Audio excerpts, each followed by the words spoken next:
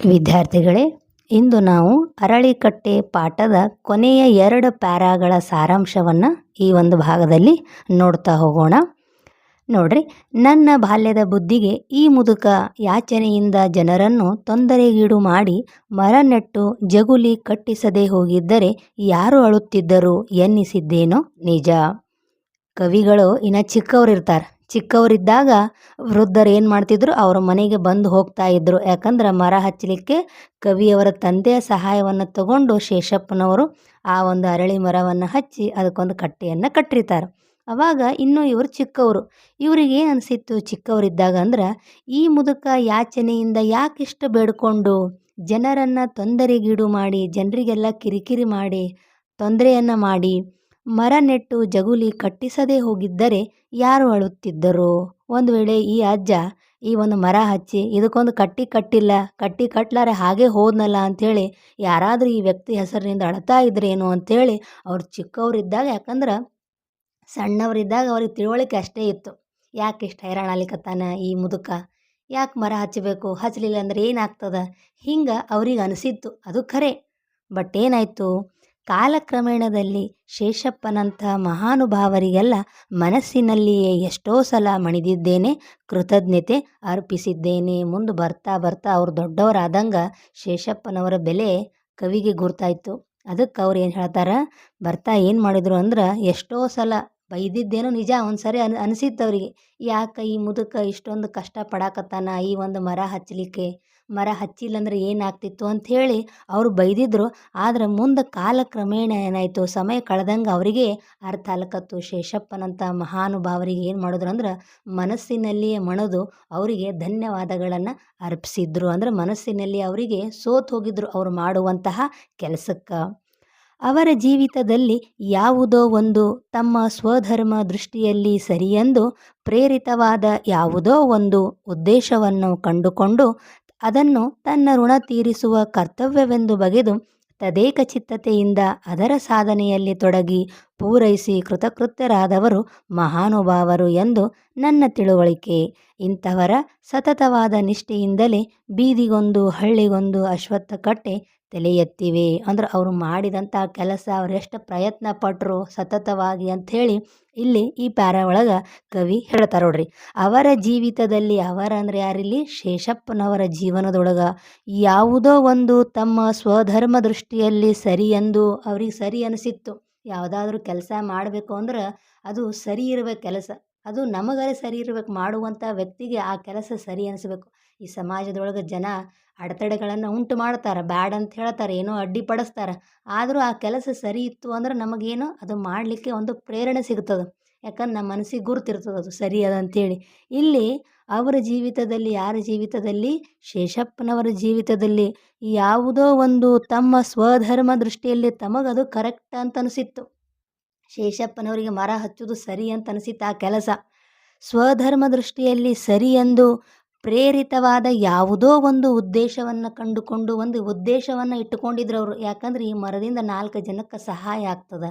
ಒಂದು 4 ಪ್ರಾಣಿಗಳು ಬರ್ತಾವೆ, ಇಲ್ಲಿ ಇದರ ಎಲೆಗಳನ್ನು ತಿಂತಾವ, ಇಲ್ಲಿ ಹಕ್ಕಿಗಳು ಬರ್ತಾವ, ಮಕ್ಕಳು ಆಟ ಆಡ್ತಾರಂಥೇಳಿ ಅವ್ರಿಗೆ ಏನು ಅನಿಸಿತ್ತು ಅಂದ್ರೆ, ಆ ಮಾಡುವಂಥ ಕೆಲಸ, ಆ ಮರ ಹಚ್ಚುವಂಥ ಕೆಲಸ ಅವರಿಗೆ ಸರಿ ಅನಿಸಿತ್ತು. ತಮ್ಮ ಸ್ವಧರ್ಮ ದೃಷ್ಟಿಯಲ್ಲಿ ಸರಿ ಎಂದು ಪ್ರೇರಿತವಾದ ಯಾವುದೋ ಒಂದು ಉದ್ದೇಶವನ್ನು ಕಂಡುಕೊಂಡು 4 ಜನಕ್ಕೆ ಸಹಾಯ ಆಗಲಿ ಅನ್ನುವಂಥ ಉದ್ದೇಶವನ್ನು ಕಂಡುಕೊಂಡು ಅದನ್ನು ತನ್ನ ಋಣ ತೀರಿಸುವ ಕರ್ತವ್ಯವೆಂದು ಬಗೆದು, ಅದು ಒಂದು ಕರ್ತವ್ಯ, ಅದೊಂದು ಜವಾಬ್ದಾರಿ ಅಂತ ತಿಳ್ಕೊಂಡಿದ್ರು. ಯಾರು, ಶೇಷಪ್ಪ. ಎಂಥ ಜವಾಬ್ದಾರಿ ಅಂದ್ರೆ, ಈ ಸಮಾಜಕ್ಕೆ ಏನಾದರೂ ನಾನು ಕೊಡಬೇಕು, ಅದು ನನ್ನ ಮ್ಯಾಗ ಋಣ ಅದ, ಈ ಸಮಾಜದ ಬಿಟ್ಟು ನಾ ಹಾಗೆ ಹೋಗಬಾರ್ದು, ಅದ್ರ ನನಗೆ ಭಾರ ಆಗ್ತದೆ ಅಂಥೇಳಿ ಅವ್ರು ಏನು ಮಾಡಿದ್ರು, ಅದನ್ನು ಅಷ್ಟು ಭಾರ ಮಾಡ್ಕೊಂಡಿದ್ರು ಅವರು. ಆ ಒಂದು ಆಸೆ ಯಾವುದು, ಆ ಒಂದು ಮರ ಹಚ್ಚಬೇಕು, ಅದಕ್ಕೊಂದು ಕಟ್ಟೆ ಕಟ್ಟಬೇಕಂಥೇಳಿ ಅದನ್ನು ತನ್ನ ಋಣ ತೀರಿಸುವ ಕರ್ತವ್ಯವೆಂದು ಬಗೆದು, ಅದು ಒಂದು ನನ್ನ ಜವಾಬ್ದಾರಿ ಅದ, ಅದನ್ನು ನಾನು ನಿಭಾಯಿಸಲೇಬೇಕು, ಅದನ್ನು ಸಂಪೂರ್ಣ ಮಾಡಲೇಬೇಕು ಅಂಥೇಳಿ ಅವರು ಅಂದುಕೊಂಡಿದ್ರು.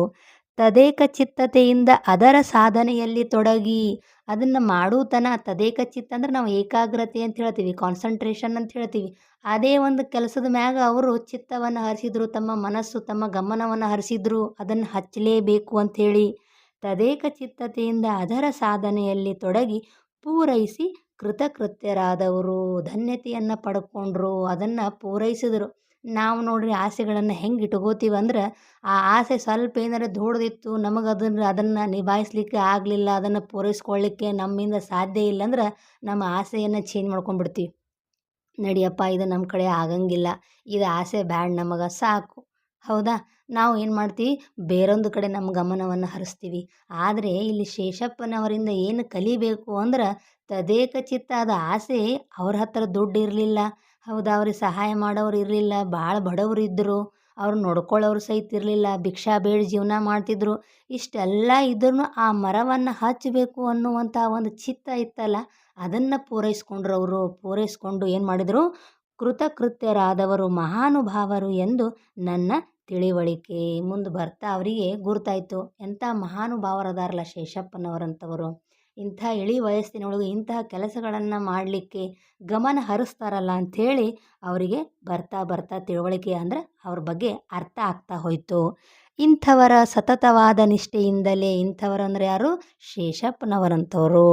ಸತತವಾದ ನಿಷ್ಠೆಯಿಂದಲೇ ಬೀದಿಗೊಂದು ಹಳ್ಳಿಗೊಂದು ಅಶ್ವತ್ಥ ಕಟ್ಟೆ ತಲೆ ಎತ್ತಿವೆ. ಇಂಥವರ ಒಂದು ಪ್ರಯತ್ನದಿಂದ, ಪ್ರಾಮಾಣಿಕ ಪ್ರಯತ್ನದಿಂದ ಏನಾಗು ಈಗಲೂ ನಾವು ಹಳ್ಳಿಯೊಳಗೆ ಅಶ್ವತ್ಥ ಮರಗಳನ್ನು, ಅದರ ಕಟ್ಟೆಯನ್ನು ನಾವು ಈಗಲೂ ಕಾಣಬಹುದು. ಒಂದು ವೇಳೆ ಇಂಥ ವ್ಯಕ್ತಿಗಳು ಇರಲಿಲ್ಲಂದ್ರೆ ಈ ಮರಗಳನ್ನು ನೋಡಲಿಕ್ಕೆ ಅಸಾಧ್ಯ ಅಂಥೇಳಿ ಇಲ್ಲಿ ಕವಿ ಹೇಳ್ತಾರೆ. ಅಶ್ವತ್ಥ ಬರಿಯ ಮರವಲ್ಲ, ಕಟ್ಟೆ ಯಾವುದೋ ಕಟ್ಟೆಯಲ್ಲ. ನಾವಿಲ್ಲಿ ಅರಳಿ ಕಟ್ಟೆ ಅಂತ ಓದ್ಲಿಕತ್ತೀವಿ. ಇಲ್ಲಿ ಕವಿ ಹೇಳ್ತಾರ, ಮರ ಅಂದ್ರೆ ಇದೊಂದು ಸಾಮಾನ್ಯ ಮರ ಅಲ್ಲ, ಇದೊಂದು ಸಾಮಾನ್ಯ ಕಟ್ಟೆ ಅಲ್ಲ. ಹಂಗಂದ್ರೆ ಆ ಮರ ಮತ್ತು ಕಟ್ಟೆಯ ವಿಶೇಷತೆ ಏನು ಅಂತ ಹೇಳ್ತಾರ. ಇವೆರಡು ಜನಜೀವನದಲ್ಲಿ ಬಹುಕಾಲದಿಂದ ಒಂದಾಗಿ ಬಿಟ್ಟಿವೆ. ಜನರ ಜೀವನದೊಳಗೆ ಬಹಳ ವರ್ಷಗಳಿಂದ ಬೆರೆತು ಹೋಗಿಬಿಟ್ಟವು. ಯಾವುದು? ಅರಳಿ ಮರ ಮತ್ತು ಅರಳಿ ಕಟ್ಟೆ ಅಂತ ಹೇಳ್ತಾರ.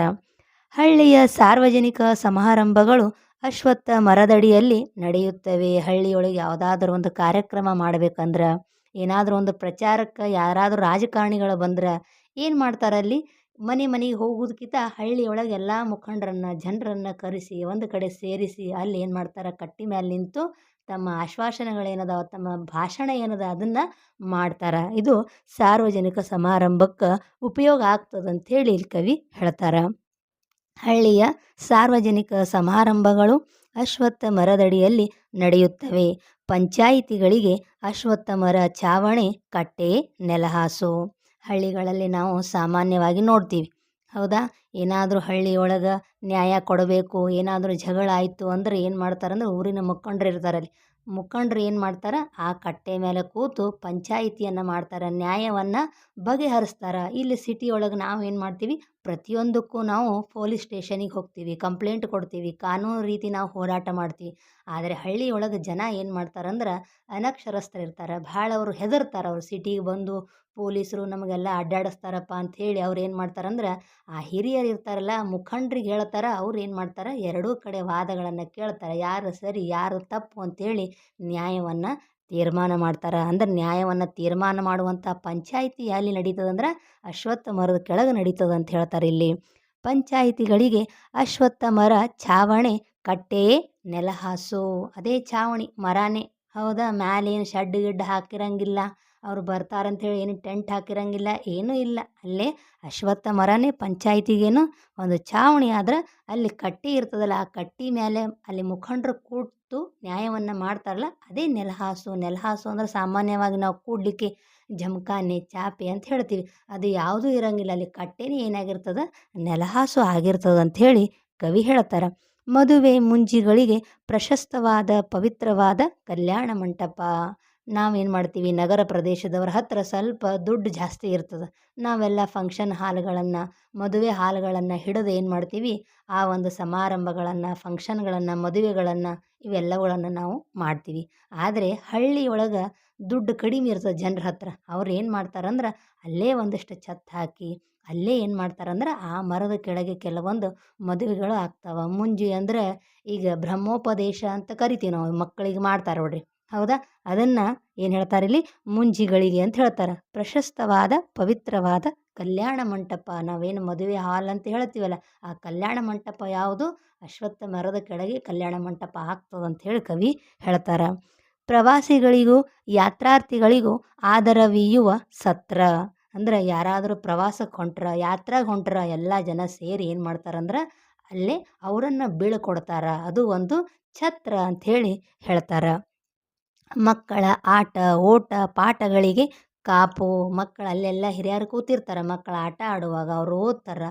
ಅದೆಲ್ಲವನ್ನು ಮಕ್ಕಳ ಆಟೋಟಗಳನ್ನು ನೋಡುವಂಥದ್ದು, ಮಕ್ಕಳನ್ನು ಕಾಯುವಂತಹ ಸ್ಥಳ ಕೂಡ ಹೌದು ಅಂತ ಹೇಳ್ತಾರೆ.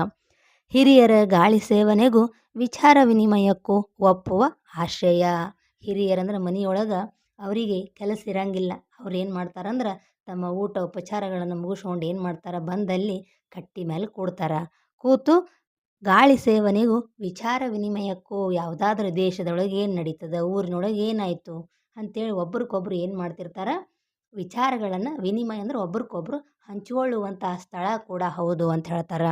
ಬೀದಿ ಮಾತಿಗೂ ಕಾಡು ಹರಟೆಗೂ ಕೀಟಲೆ ಕೋಟಲೆಗಳಿಗೂ ಮಾತೃಸ್ಥಾನವಾಗಿಯೂ ರೂಪುಗೊಂಡಿದೆ. ಬೀದಿ ಮಾತು, ಬೇರೆಯವ್ರ ಓಣಿಯೊಳಗೆ ಏನಾಯಿತು, ಪಕ್ಕದ ಹಳ್ಳಿಯೊಳಗೆ ಏನಾಯಿತು, ಹರಟಿ ಹೊಡಿಲಿಕ್ಕೆ ಟೈಮ್ ಪಾಸ್ ಮಾಡಲಿಕ್ಕೆ ಇದು ಒಂದೇನು ಕೀಟಲೆ ಕೋಟಲೆಗಳಿಗೂ. ಅಂದರೆ ಕೀಟಲೆ ಕೋಟಲೆ ಅನ್ನೋದು ಇದೊಂದು ಜೋಡು ನುಡಿ ಬರ್ತದೆ. ಜೋಡು ನುಡಿಯೊಳಗೆ ನಿಮಗೆ ಮತ್ತೆ ಹೇಳ್ತೀನಿ. ಕಾಡು ಹರಟೆಗೂ ಕೀಟಲೆ ಕೋಟಲೆಗಳಿಗೂ ಮಾತೃಸ್ಥಾನವಾಗಿಯೂ ರೂಪುಗೊಂಡಿದೆ. ಇದು ಒಂದು ಹೆಂಗೆ ನಾವು ತಾಯಿ ಮನೆಯನ್ನು ತವರು ಮನೆ ಅಂತ ಕರಿತೀವಿ, ಹಂಗೆ ಮಾತೃಸ್ಥಾನ ಎಲ್ಲದಕ್ಕೂ. ಈ ಒಂದು ಕೆಲಸ ಇಲ್ಲಿ ನಡೆಯುವಂಗಿಲ್ಲ ಅನ್ನುವಂಗಿಲ್ಲ. ಪ್ರತಿಯೊಂದು ಕೆಲಸವು ಏನಾಗ್ತದೆ ಅಂದ್ರೆ ಅರಳಿ ಮರದ ಕೆಳಗೆ ಆ ಒಂದು ಕಟ್ಟೆಯ ಮೇಲೆ ಈ ಕೆಲಸಗಳು ನಡೀತಾವಂಥೇಳಿ ಅರಳಿ ಮರದ ಬಗ್ಗೆ ಇಲ್ಲಿ ಕವಿ ಹೇಳ್ತಾ ಹೋಗ್ತಾರೆ. ಇದಿಷ್ಟು ಅರಳಿಕಟ್ಟೆ ಪಾಠದ ಸಾರಾಂಶ. ಧನ್ಯವಾದಗಳು.